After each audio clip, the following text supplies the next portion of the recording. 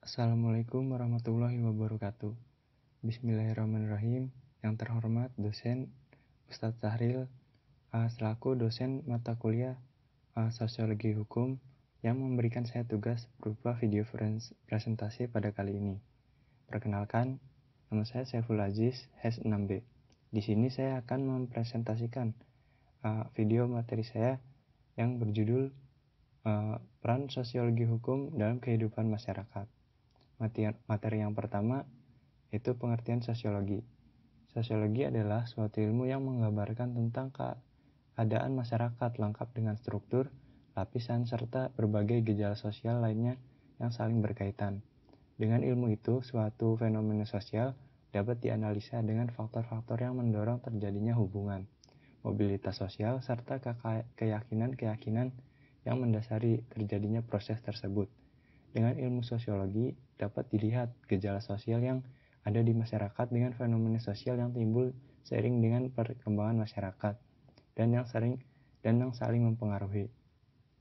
Materi yang kedua, ruang lingkup sosiologi hukum juga menjelaskan tentang pola budaya masyarakat tertentu dan tingkah laku sosial terhadap pemikiran dan perubahan hukum. Max Weber mengatakan bahwa perubahan hukum adalah sesuai dengan perubahan yang terjadi pada sistem sosial dari masyarakat yang mendukung sistem hukum yang bersangkutan. Perubahan hukum dan sistem sosial di masyarakat terdapat pengaruh timbal balik antara keduanya. Sosiologi hukum membahas pengaruh timbal balik antara perubahan hukum dan masyarakat.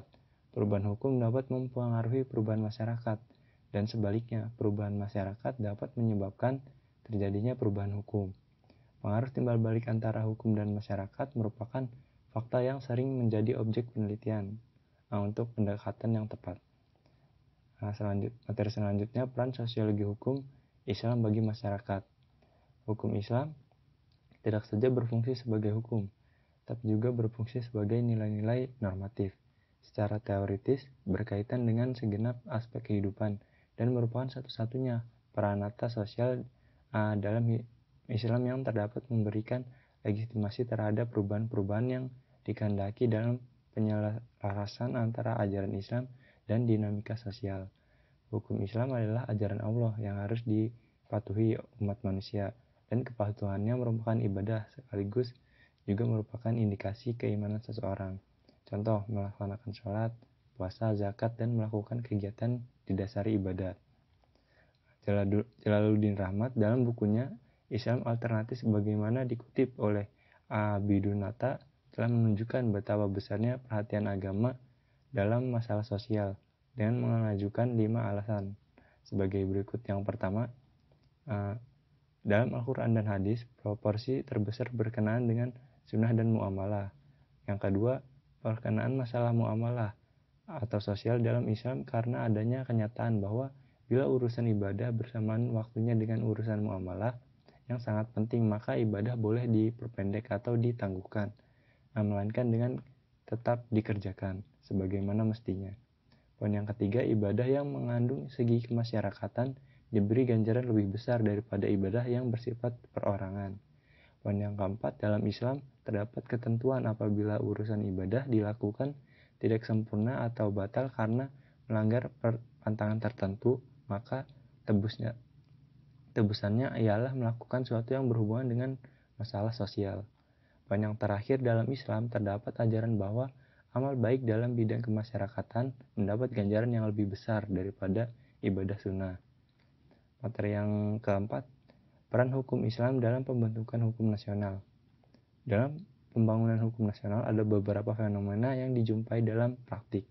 Yang pertama, hukum Islam berperan mengisi kekosongan hukum dalam hukum positif, yang dalam hal ini hukum Islam diberlakukan oleh negara sebagai hukum positif bagi umat Islam. Sebagai salah satu contoh, kompilasi hukum Islam yang diberlakukan berdasarkan instrumen hukum Instruksi Presiden Inpres nomor 1 tahun 1991 untuk memenuhi kebutuhan hukum positif, memenuhi salah satu pokok kedudukan pengadilan agama sebagai pengadilan negara. Peran yang kedua, hukum Islam berperan sebagai sumber nilai yang memberikan kontribusi terhadap aturan hukum yang dibentuk berdasarkan politik hukum nasional. Dalam hal ini sangat bertanggung pada sikap pemegang kekuasaan legislatif yang muslim memiliki kualitas keilmuan di bidang hukum Islam dan semangat jihad serta komitmen terhadap hukum Islam. Secara prinsip ada 3 persoalan mendasar terhadap eksistensi hukum Islam di Indonesia. Pertama, elastisitas hukum Islam dapat mengakomodasi sistem peristiwa baru dalam masyarakat yang mana hukumnya belum diatur secara tegas dalam hukum Islam. Yang kedua, pelembagaan hukum Islam menjadi hukum negara atau dikenal sebagai positivisasi hukum Islam Indonesia. Yang ketiga, pembaruan hukum Islam sesuai dengan perkembangan kebutuhan masyarakat terhadap hukum yang hidup menjawab berbagai persoalan kontemporer dalam mengakulturalisasi hukum Islam. Keadaan kehidupan masa kini terus berubah ke arah yang lebih praktis dan pragmatis. Sekian presentasi dari saya, kurang lebihnya mohon maaf. Wassalamualaikum warahmatullahi wabarakatuh.